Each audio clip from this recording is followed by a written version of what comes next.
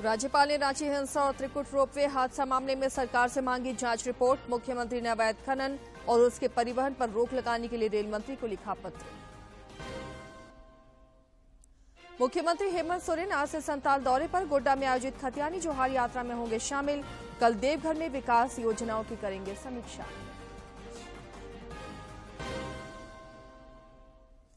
मनरेगा मजदूरों की सहायता राशि में बढ़ोतरी और झारखंड नगर पालिका संशोधन विधेयक 2022 समेत 29 प्रस्तावों को राज्य मंत्रिपरिषद ने दी मंजूरी।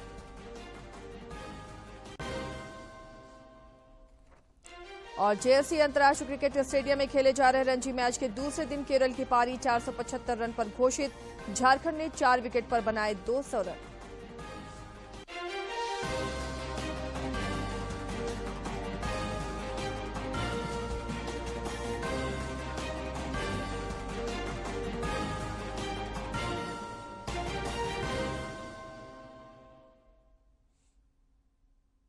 नमस्कार, खबरें झारखंड में आपका स्वागत है। मैं हूं आसिया नाजली और अब समाचारों पर नजर डालते हैं विस्तार से।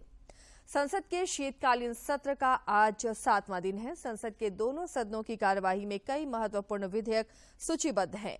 सदन में केंद्रीय मंत्री हरदीप सिंह पुरी ने बताया कि फुटपाथ में रहने वाले बेघरों को घर उपलब्ध कराने के लिए राज्य सरकारों से बात की जाएगी। Sir, land and colonization are state subjects, and therefore it is not just primarily but essentially the responsibility of the state government to measure, to provide facilities for homeless people.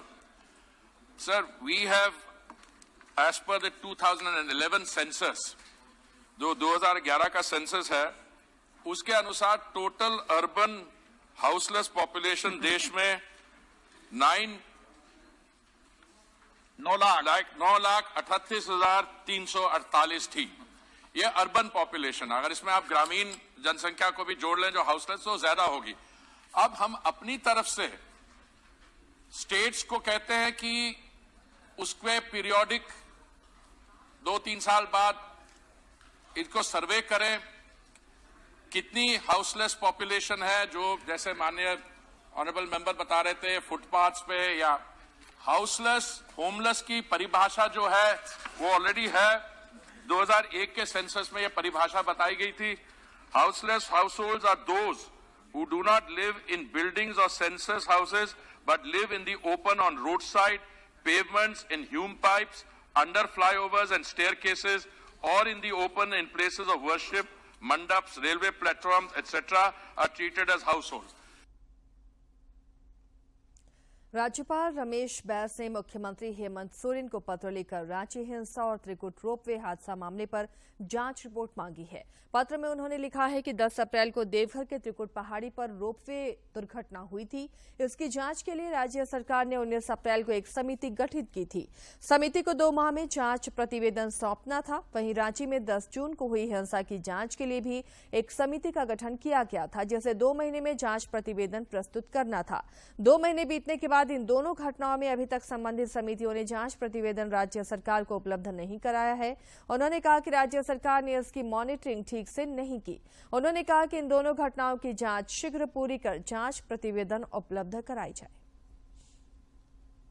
मुख्यमंत्री हेमंत सोरेन ने रेल मंत्री अश्विनी वैष्णव को पत्र लिखकर झारखंड में अवैध खनन और उसके परिवहन पर रोक लगाने के लिए सहयोग का आग्रह किया है। मुख्यमंत्री ने लिखा है कि राज्य में अवैध खनन रोकने के लिए किए जा रहे प्रयासों में रेल अधिकारी राज्य सरकार को सहयोग नहीं कर रहे हैं। उन्होंने कहा कि बगैर चालान या फर्जी चालान पर अवैध रूप से खनिज संपदा का रेल मार्ग से परिवहन किया जा रहा है। इसलिए राज्य सरकार ने इसकी जांच के लिए एक उच्च स्तरीय जांच समिति के गठन का निर्णय लिया है। मुख्यमंत्री ने रेल मंत्री से रेलवे के पदाधिकारियों को इस उच्च स्तरीय जांच समिति को सहयोग करने के लिए उचित निर्देश देने का आग्रह किया है। मुख्यमंत्री ने बताया कि राज्य से अवैध खनन को समाप्त करने के लिए सरकार कृत संकल्प है। टैक्स चोरी मामले में आयकर विभाग की छापेमारी आज भी जारी है। इससे पहले कल झारखंड और बंगाल में दर्जनों ठिकानों पर छापेमारी की गई और आवश्यक दस्तावेज जब्त किए गए। आयकर विभाग की टीम ने रांची में आलम नर्सिंग होम और उनके संचालक के आवास पर भी छापेमारी की थी। वहीं गिरिडीह के 2 सरिया कंपनियों और उनके संचालकों के यहां छापेमारी की गई थी। वहीं देवघर में भी एक व्यवसायी के यहां छापेमारी की गई। सीसीटीवी फुटेज उपलब्ध कराने के मामले में पीएमएलए कोर्ट ने होटवार जेल अधीक्षक हामिद अख्तर को 16 दिसंबर को कोर्ट में हाजिर होने का निर्देश दिया है। ईडी ने आरोपियों द्वारा जेल में जश्न मनाने और उनकी गतिविधियों की जानकारी के लिए अधीक्षक से जेल का सीसीटीवी फुटेज उपलब्ध कराने का कई बार आग्रह किया था, लेकिन आग्रह नहीं मानने पर ईडी की ओर से पीएमएलए कोर्ट में आवेदन दिया गया। उस आवेदन के आधार पर पीएमएलए कोर्ट ने कल कोर्ट में हाजिर होने का आदेश दिया है। गौरतलब है कि ईडी के अधिकारी फुटेज लेने बिरसा मुंडा सेंट्रल जेल पहुंचे। हालांकि जेल अधीक्षक ने ईडी को सीसीटीवी फुटेज नहीं दिया। मुख्यमंत्री हेमंत सोरेन आज से संताल के दौरे पर हैं। संताल दौरे के क्रम में श्री सोरेन आज गोड्डा में आयोजित खतियानी जोहार यात्रा में शामिल होंगे। इसके बाद देवघर के लिए रवाना हो जाएंगे। श्री सोरेन देवघर में कल संताल परगना में चलाए जा रहे विभिन्न विकास परियोजनाओं की समीक्षा करेंगे। इससे पहले गोड्डा के उपायुक्त ज़िशान कमर ने कल मुख्यमंत्री के कार्यक्रम की तैयारियों का जायजा लिया। मुख्यमंत्री हेमंत सोरेन की अध्यक्षता में कल हुई राज्य मंत्री परिषद की बैठक में मनरेगा मजदूरों की सहायता राशि में बढ़ोतरी, झारखंड नगर पालिका संशोधन विधेयक 2022 और झारखंड उत्पाद नीति में संशोधन प्रस्ताव को स्वीकृति देने समेत 29 प्रस्तावों को स्वीकृति दी है। बैठक के बाद कैबिनेट सचिव वंदना डाडल ने बताया कि मनरेगा योजना के तहत अब दुर्घटना में मृत्यु या अपंगता में 2 लाख रुपए की आर्थिक सहायता दी जाएगी। राज्य मद से दिए जाने वाले अनुग्रह अनुदान राशि में संशोधन के संबंध में इसके अंतर्गत वर्तमान में जो प्रावधान लागू हैं, दुर्घटना में मृत्यु अथवा अप्राकृतिक मृत्यु के होने पर या अंग भंग होने पर 75,000 रुपये देने का प्रावधान है, जिसे बढ़ाकर के 2 लाख रुपए किया गया। दुर्घटना में आंशिक रुपए से विकलांग होने पर 37,500 रुपये का प्रावधान है, जिसे बढ़ाकर 75,000 रुपये तथा सामान्य मृत्यु होने पर कुल 30,000 राशि दी जाती है, जिसे बढ़ाकर 1 लाख रुपए किया गया। राज्य के शिक्षा मंत्री जगन्नाथ महतो को अज्ञात लोगों ने जान से मारने की धमकी दी है। शिक्षा मंत्री को स्पीड पोस्ट के द्वारा उनके बोकारो जिले के चंद्रपुरा स्थित भंडारदह आवासीय कार्यालय में अज्ञात द्वारा जान से मारने की धमकी का पत्र भेजा गया है। फिलहाल पुलिस मामले की छानबीन में जुट गई है। प्रधानमंत्री टीबी मुक्त भारत अभियान को सफल बनाने के लिए लोग निक्षय मित्र बनकर सामने आने लगे हैं। गढ़वा के रेहला स्थित ग्रासिम फैक्ट्री द्वारा सामाजिक उत्तरदायित्व के तहत बेलचंपा में 25 टीबी मरीजों के बीच पोषण किट का वितरण किया गया। बेलचंपा में टीबी मरीजों के बीच पोषण किट के वितरण के मौके पर गढ़वा के सिविल सर्जन अनिल कुमार सिंह ने कहा कि प्रधानमंत्री टीबी मुक्त भारत अभियान के लक्ष्य को प्राप्त करने में समाज के सामर्थ्यवान लोग बढ़ चढ़कर हिस्सा लें और निक्षय मित्र बनकर इसमें अपना योगदान करें। पोषाहार देने वाले व्यक्ति को हम लोग निक्षय मित्र कहते हैं। तो मित्रवत व्यवहार करते हुए उनके इलाज के दौरान जितनी भी अवधि तक उनके इलाज चलेगी उतनी अवधि तक उनको पोषाहार देना है। ग्रासिम फैक्ट्री एचआर हेड ने कहा कि हमारा छोटा सा प्रयास हमारे देश को टीबी मुक्त बनाने में अहम भूमिका अदा करेगा। तो अन्यत्र माध्यम से ये भी कहेंगे कि जो सरकार के द्वारा फ्री मेडिसिन की वितरित किया जाता है उसका भी वो लें। हमारा संगठन समाज को लेकर अपने कम्युनिटी से डेवलपमेंट के तहत अत्यंत जागरूक है और हर तरीके से जितना प्रयास हो सकेगा करेगा। पोषण किट लेने आए टीबी के मरीजों को विशेषज्ञों द्वारा कई महत्वपूर्ण जानकारियां दी गई। उन्हें रोग के उपचार के बारे में बताया गया तथा जिस व्यक्ति को भी इस रोग की आशंका हो उसे छिपाने के बजाय इलाज के लिए आगे आने की अपील की गई। टीबी के मरीजों ने ग्रासिम फैक्ट्री की इस पहल की सराहना की। गढ़वा से विजेंद्र तिवारी की रिपोर्ट। यूजीसी के अध्यक्ष एम जगदीश कुमार ने कहा कि 4 वर्षीय स्नातक डिग्री वाले उम्मीदवार सीधे पीएचडी कर सकते हैं और उन्हें मास्टर डिग्री की जरूरत नहीं होगी। उन्होंने कहा कि 4 वर्षीय स्नातक कार्यक्रम के पूरी तरह से लागू होने तक 3 वर्षीय स्नातक पाठ्यक्रम को बंद नहीं किया जाएगा। स्नातक पाठ्यक्रमों के लिए नए क्रेडिट और पाठ्यक्रम ढांचे की घोषणा पिछले दिनों ही की गई थी। ये ऑनर्स डिग्री पाठ्यक्रमों को 4 वर्ष के कार्यक्रम के रूप में परिभाषित करता है। गुमला जिले के बसिया थाना क्षेत्र के लोंगा गांव में सड़क दुर्घटना में 2 युवकों की मौत हो गई। स्थानीय लोगों की सूचना पर पुलिस ने घटनास्थल पर पहुंचकर दोनों शवों को कब्जे में लेकर पोस्टमार्टम के लिए गुमला सदर अस्पताल भेज दिया है। अंदेशा जताया जा रहा है कि बीती रात दोनों युवक की मौत मोटरसाइकिल के सड़क किनारे स्थित पेड़ से टकराने के कारण हो गई। फिलहाल पुलिस मामले की तफ्तीश में जुट गई है। रांची जिले के ओरमांझी चौक पर एनएचएआई द्वारा बनाए जाने वाले फ्लाईओवर का नक्शा बदला जाएगा। अब ये फ्लाईओवर पिलर पर बनेगा। नक्शे में बदलाव का निर्देश केंद्रीय मंत्री नितिन गडकरी ने संबंधित अधिकारियों को दिया है। राज्य के सांसदों ने इस सिलसिले में कल केंद्रीय मंत्री से मुलाकात की थी। सांसद संजय सेठ ने बताया कि रातू रोड में बनने वाले एलिवेटेड कॉरिडोर पर सोहराई पेंटिंग बनाने का आग्रह भी केंद्रीय मंत्री से किया गया है। आकांक्षी जिला गढ़वा में स्थित कृषि महाविद्यालय के छात्र अब अंतिम साल की पढ़ाई किसानों के बीच खेतों में रहकर कर रहे हैं। कृषि विज्ञान केंद्र गढ़वा के वैज्ञानिकों के सानिध्य में रहकर विद्यार्थी धरातल पर ग्रामीण किसान और कृषि का अध्ययन करने और समझने में लगे हैं। कृषि महाविद्यालय गढ़वा के विद्यार्थियों ने जिले के संगबरिया पंचायत में पहुंचकर गांव किसान और कृषि की शिक्षा किसान और कृषि विज्ञान केंद्र गढ़वा के वैज्ञानिकों से लिया। कृषि विज्ञान केंद्र गढ़वा के वैज्ञानिक राजीव कुमार ने बताया कि कृषि महाविद्यालय गढ़वा के छात्र एवं छात्राओं को प्रैक्टिकल अध्ययन ग्रामीण इलाकों में कराया जा रहा है। उन्होंने कहा कि इसका मकसद छात्र और छात्राओं को ग्रामीण किसान और इनके द्वारा किए जा रहे कृषि पद्धति से अवगत कराकर इसमें सुधार की विधि की जानकारी देना है। कि गांव में जो है किनारे किनारे जो है पक्की रोड है, लेकिन गांव के बीच में आप देखेंगे तो कच्ची सड़क है। उसी तरह से कॉमन जो है पीने का पानी का कोई ऐसा सुविधा नहीं है, जबकि पानी टंकी है। तो इसके लिए जो है किसान जो है अपने घर में ही पीने का पानी का व्यवस्था किए हैं। तो इस तरह से जो बहुत सारा प्रॉब्लम जो है जहाँ पे हमको विकास का कार्यक्रम करना है, वहाँ से हम लोग उसको पहचान करते हैं और उसमें जो है सुधार करते हैं। कृषि महाविद्यालय के छात्र और छात्राओं ने ग्रामीण इलाकों के कृषक और कृषि की जानकारी को अपने लिए एक अलग तरह का अनुभव बताया। उन्होंने बताया कि किसानों की समस्या और उनके द्वारा किए जा रहे कृषि कार्य से वो सब पहली बार अवगत हुए हैं। इससे उनके जीवन में नए ऊर्जा का संचार होगा। खेती हुआ है, हम लोग आते वक्त देखे हैं, यहाँ पे पोल्ट्री फार्म देखे हैं, पिगरी फार्म देखे हैं और फिर वेल है और फिर बहुत सारा ये पक्का घर कच्चा घर है देखने को मिला है। पीआरए टूल्स में सोशल मैपिंग करने के बाद हम लोग को ये पता चल जाता है क्या कमियां हैं गांव में। जैसे कहीं पे जल मीनार कम है, कहीं पे रास्ता कच्चा है, तो ये सबसे हम लोग को ये मतलब मोटा मोटी ये लग जाता है कि कहाँ पे क्या कमी है गाँव में। आकांक्षी जिला गढ़वा के किसानों के बीच कृषि महाविद्यालय के छात्र और छात्राओं द्वारा किए जा रहे अध्ययन विद्यार्थियों को जमीनी ज्ञान तो देगा ही, साथ ही ग्रामीण किसानों को खेती के नए तकनीक से भी अवगत कराएगा। गढ़वा से विजेंद्र तिवारी की रिपोर्ट।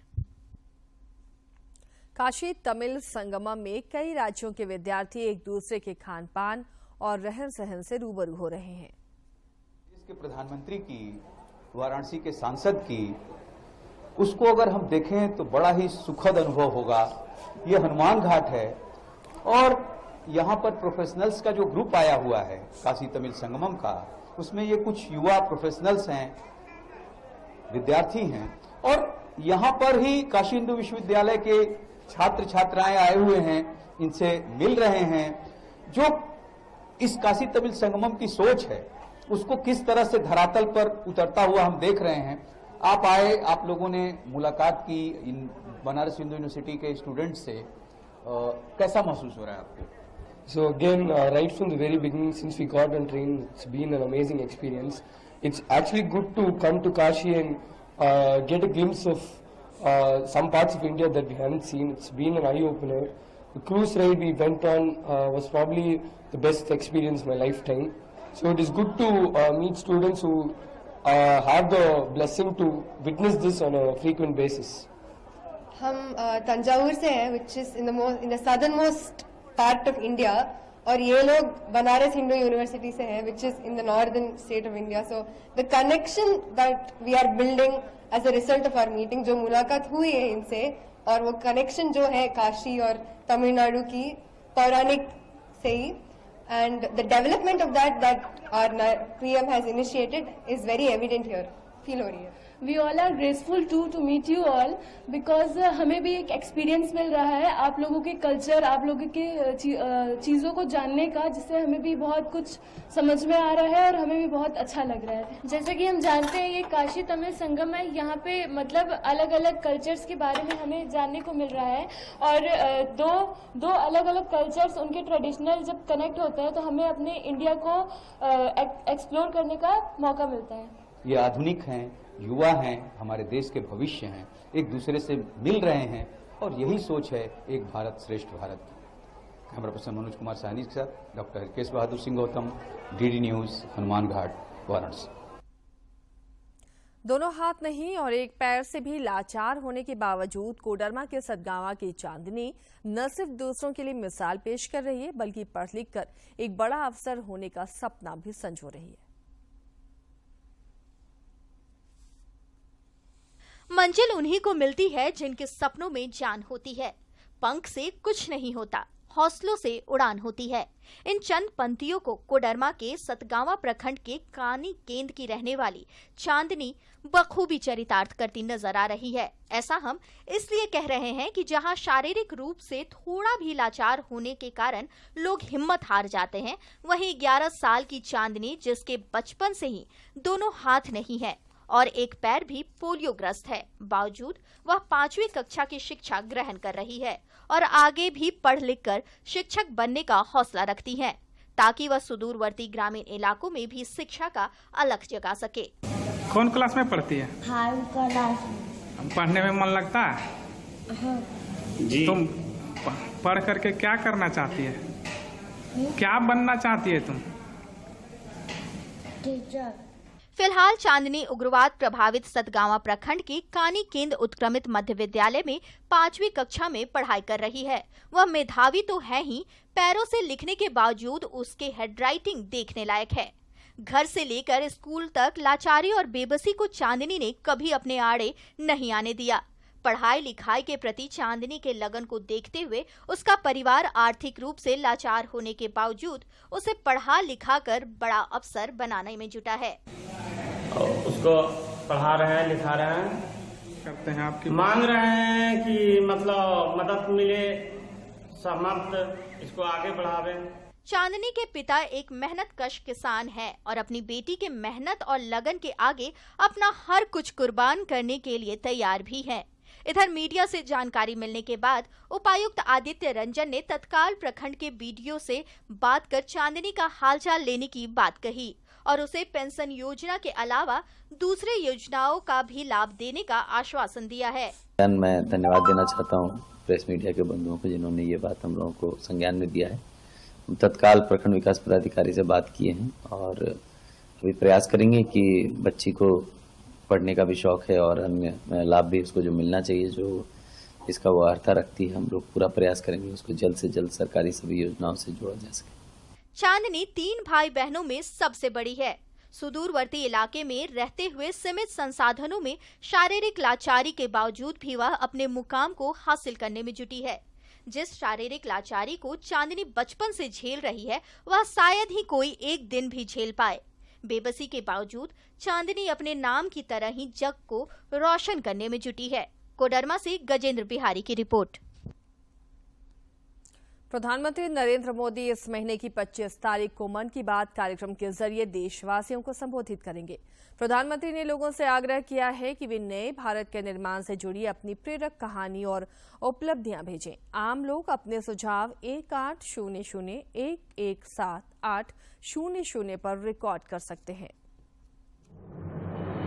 मन की बात है जन जन की, संघर्षों के कुछ किस्से, कहानी कुछ सफलताओं की, अनकही विरासत की, उम्मीदें नए भारत की. महीने के आखिरी रविवार का रहता है इंतजार. ब्रह्मपुत्र के घाट से हिमालय के विस्तार तक होती है मन की बात प्रधानमंत्री के साथ। तो सुनिए इस महीने 25 दिसंबर सुबह 11 बजे मन की बात आकाशवाणी और दूरदर्शन के सभी चैनलों पर। मन की बात के प्रादेशिक भाषाओं में अनुवाद का पुनः प्रसारण आप सुन सकते हैं रात 8 बजे आकाशवाणी और दूरदर्शन के सभी प्रादेशिक चैनलों पर। तो याद रखें, रविवार 25 दिसंबर सुबह 11 बजे मन की बात।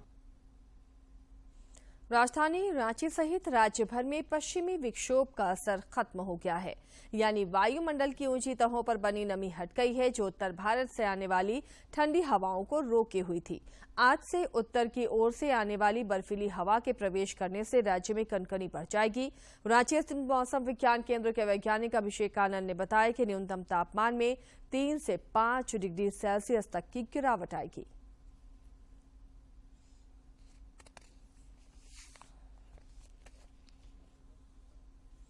और कुछ खबरें अब देखते हैं राज्य के विभिन्न जिलों से।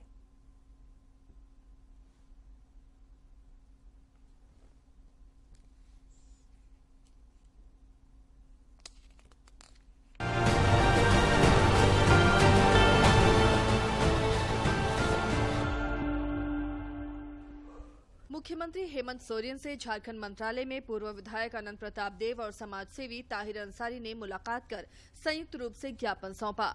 उन्होंने ज्ञापन के माध्यम से क्षेत्र की विभिन्न समस्याओं के निराकरण के लिए मुख्यमंत्री से अनुरोध किया है। मौके पर मंत्री मिथिलेश ठाकुर भी मौजूद थे।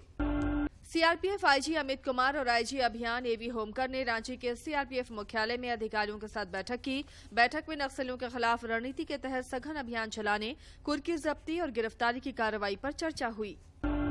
लातेहार के उपायुक्त भोर सिंह यादव ने नीति आयोग द्वारा निर्धारित मानक को लेकर समीक्षा बैठक की। इस दौरान जिले के विकास से संबंधित निर्धारित विभिन्न प्रक्षेत्र में स्वास्थ्य, कृषि, पेयजल और स्वच्छता प्रमंडल, स्किल डेवलपमेंट, शिक्षा विभाग जैसे संबंधित कार्यों की बिंदुवार समीक्षा की गई। कोडरमा के उपायुक्त ने जिले में चल रहे कई नवाचार गतिविधियों की समीक्षा की। इस दौरान उन्होंने नामित पीएमयू सदस्यों से विस्तृत जानकारी ली और विकास कार्यों के बीच आ रही बाधाओं की भी जानकारी लेते हुए उचित दिशा निर्देश दिया। सीसीएल के केंद्रीय अस्पताल में सीएमडी की पत्नी विमला प्रसाद ने एबी मशीन का उद्घाटन किया। एबी स्कैन मशीन एक बेहतर उपकरण है जो ऑप्टिकल उपकरणों के उपयोग के माध्यम से आंखों की संरचनाओं के दृश्य को स्पष्ट करता है। हजारीबाग की उपायुक्त नैन्सी सहाय ने खेलो झारखंड के तहत हजारीबाग के एथलीट और हॉकी खिलाड़ियों को हरी झंडी दिखाकर रवाना किया। खेलो झारखंड का आयोजन झारखंड शिक्षा परियोजना की ओर से किया गया है। कोडरमा के उपायुक्त ने जिले के तिलेटाड़ और चनाको गांव का दौरा कर ग्रामीणों से बातचीत की और उन्हें राज्य सरकार की जन कल्याणकारी योजनाओं के बारे में जागरूक किया।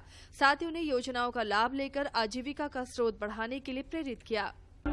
एडीजी अभियान संजय आनंद लाटकर ने सभी रेंज के डीआईजी के साथ राज्य में लंबित केसों की वीडियो कॉन्फ्रेंसिंग के जरिए समीक्षा बैठक की। इस दौरान एडीजी ने पाया कि पिछले दिनों की अपेक्षा 53% केस का निष्पादन हुआ है। इस दौरान एडीजी ने बचे हुए केसों का शीघ्र निष्पादन करने का निर्देश दिया है।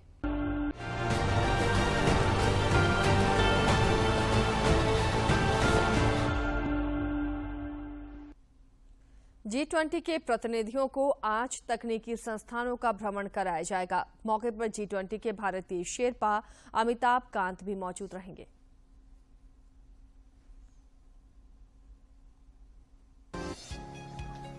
बेंगलुरु में G20 की पहली फाइनेंस ट्रैक की बैठक के दूसरे दिन अंतर्राष्ट्रीय बैंकिंग और कराधान प्रणाली पर प्रमुखता से चर्चा हुई। अंतर्राष्ट्रीय कराधान, वैश्विक स्वास्थ्य और वित्तीय समावेशन के मुख्य सत्र के अलावा अधिकारियों ने बहुपक्षीय विकास बैंकों में सुधार और हरित प्रौद्योगिकी के वित्त पोषण की आवश्यकता पर भी चर्चा की। बैठक में कुल लगभग 184 प्रतिनिधियों ने भाग लिया। इसमें G20 के साथ साथ 13 आमंत्रित सदस्य और 17 अंतर्राष्ट्रीय संगठनों के प्रतिनिधि भी शामिल रहे। इंटरनेशनल टैक्सेशन पे बात हुई, मुख्य तौर पे जहां पर एक देश की कंपनी आईटी सेक्टर के दौर पर वो दूसरे देश में क्रॉस बॉर्डर जो है वहां पर कुछ सर्विसेज उपलब्ध कराती है, तो उसके प्रॉफिट के ऊपर टैक्सेशन, उसके लाभ के ऊपर टैक्सेशन किस तरह से लगे और किस तरह से बांटा जाए। साथ ही साथ इस बात पे भी चर्चा हुई और कि जो अभी महामारी अभी तक हमारे साथ थी और उसके हम अंतिम चरणों में हैं, कुछ देशों में अभी भी उसकी समस्याएं चल रही हैं, पेंडेमिक के कोविड के बारे में, तो आगे इस तरह की समस्या ना आए उसके लिए क्या तैयारी करनी है। बैठक में विश्व को प्रभावित करने वाले महंगाई, ईंधन की बढ़ती कीमतों जैसे प्रमुख मुद्दों पर चर्चा हुई। इसके अलावा बैठक में आगे की प्राथमिकताओं पर भी सहमति बनी। सबसे ज्यादा समस्या है महंगाई की और इंटरेस्ट रेट मॉनेटरी पॉलिसी में सब लोग बढ़ा रहे हैं, उसका क्या परिणाम पड़ रहा है। जो खाद्य पदार्थ हैं और साथ ही साथ ईंधन के दाम बहुत बढ़े हुए हैं, इसका क्या परिणाम है आर्थिक व्यवस्थाओं पर, लोगों पर, इसके बारे में चर्चा करना। और इसी के साथ साथ किस तरह से एक नीतियों का परस्पर विभिन्न देशों की जो नीतियां हैं उसके बारे में कोऑर्डिनेशन करके इसका प्रभाव कैसे कम किया जा सकता है, जो विपरीत प्रभाव है उसे कैसे कम किया जा सकता है, इस पर चर्चा हुई और इसकी प्राथमिकता। भारत सरकार की महत्वाकांक्षी योजना जल जीवन मिशन के तहत घर तक शुद्ध जल नल से पहुंचने पर गिरिडीह के उग्रवाद प्रभावित पेटार के जयनगर के ग्रामीणों के चेहरे पर मुस्कान लौट आई है। भारत सरकार की महत्वाकांक्षी योजना जल जीवन मिशन के तहत गिरिडीह में अब गरीब और लाचार लोगों के चेहरे की खुशियां लौटने लगी हैं। नक्सल प्रभावित पेटार प्रखंड के जयनगर गांव में शुद्ध जल की आपूर्ति होने से लोग सरकार से बेहद खुश हैं। तकलीफ होवे अब हमने के सुख भई गले, अब नदी से पिए लिए से अब घर में पानी दे दले। नदी से पानी आने लिया बाढ़ आ जाले पूरा, आप दे दले सरकार में, तो ओकर लिए धन्यवाद हमनियों के, अच्छा हो गए। यहाँ के लोगों का कहना है कि देर से ही सही लेकिन सभी घरों को शुद्ध जल नल के माध्यम से पहुँचाने की कोशिश के तहत बड़े बड़े जल मीनार बनाए जा रहे हैं। वहीं छोटी छोटी स्कीम बनाकर जलापूर्ति की जा रही है। नदी नाला से पानी आने के लिए बरसात में तनी दिक्कत हो गई पानी आने के, अब तनी घर में नल उल बैठ गए ना तो तनी सुविधा हो गई है, अब तो बाल बच्चा के सभी के सुविधा हो गई है। पानी के व्यवस्था हम दे दल हो, नदी पानी पिए लिए सब हमनी के बहुत खुश हो गए, काटते हैं, नहाते हैं, पीते हैं। अब यहाँ के लोगों को दूर से पानी लाना नहीं पड़ता है और ये सब संभव हुआ है प्रधानमंत्री नरेंद्र मोदी की दूरदर्शी नीतियों के कारण। गिरिडीह से रमेश प्रभाकर की रिपोर्ट। क्रिकेट की दुनिया में देश और दुनिया में नाम बना रहे ईशान किशन ने अब इंफ्रास्ट्रक्चर डेवलपमेंट सेक्टर में भी कदम बढ़ा दिया है। ईशान किशन ने कल रांची से सटे सिमलिया रिंग रोड स्थित इंडियन ऑयल पेट्रोल पंप के बगल में भूमि पूजन किया। Shagun Ishan infra developers private limited के साथ वो इस प्रोजेक्ट पर कदम बढ़ा रहे हैं। भूमि पूजन के बाद उन्होंने युवा क्रिकेटरों को भी संदेश दिया। ज्यादा शौक है तो मुझे ऐसा लगता है कि क्यों ना जिस चीज़ में मुझे शौक है कुछ वैसा ही काम करे जिसमें मुझे थोड़ा आइडिया भी होगा, जहाँ पे मैं लोगों को जानता हूँ जो अच्छा काम करके दे सकते हैं और उसमें लोग आके जब रहेंगे उनके लिए भी काफ़ी हेल्पफुल होगा। सरदार वल्लभ भाई पटेल की आज पुण्यतिथि है। प्रधानमंत्री नरेंद्र मोदी समेत कई राजनेताओं ने उनकी पुण्यतिथि पर नमन किया।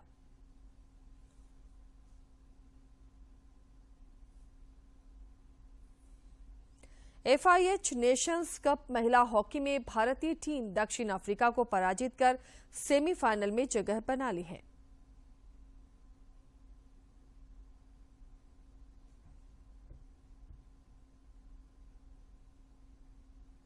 फ्रांस से फुटबॉल विश्व कप के दूसरे सेमीफाइनल में मोरक्को को 2-0 से हरा दिया। इस जीत के साथ ही उसने लगातार दूसरी बार फाइनल में अपनी जगह पक्की कर ली है। टीम मोरक्को पर शुरू से ही हावी रही। फ्रांस की ओर से थियो हर्नांडिस ने मैच के 5वें मिनट में पहला गोल करते हुए टीम को 1-0 से बढ़त दिलाई। फ्रांस को दूसरी सफलता दूसरे हाफ में मिली जब रैंडल कोलो मुआनी ने मोरक्को के खेमे में जाकर गोल दागकर स्कोर को 2-0 पर ला दिया। इस दौरान मोरक्को की टीम ने बराबरी करने इसके साथ ही इस बुलेटिन में फिलहाल इतना ही, लेकिन एक बार फिर से नजर डालेंगे सुर्खियों पर। राज्यपाल ने रांची हिंसा और त्रिकुट रोपवे हादसा मामले में सरकार से मांगी जांच रिपोर्ट। मुख्यमंत्री ने अवैध खनन और उसके परिवहन पर रोक लगाने के लिए रेल मंत्री को लिखा पत्र। मुख्यमंत्री हेमंत सोरेन आज से संताल दौरे पर। गोड्डा में आयोजित खतियानी जोहार यात्रा में होंगे शामिल। कल देवघर में विकास योजनाओं की करेंगे समीक्षा।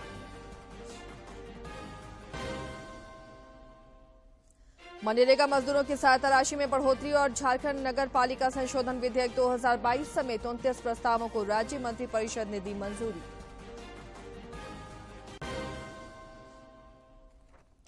और जेएससी अंतर्राष्ट्रीय क्रिकेट स्टेडियम में खेले जा रहे रणजी मैच के दूसरे दिन केरल की पारी 475 रन पर घोषित। झारखंड ने 4 विकेट पर बनाए 200 रन।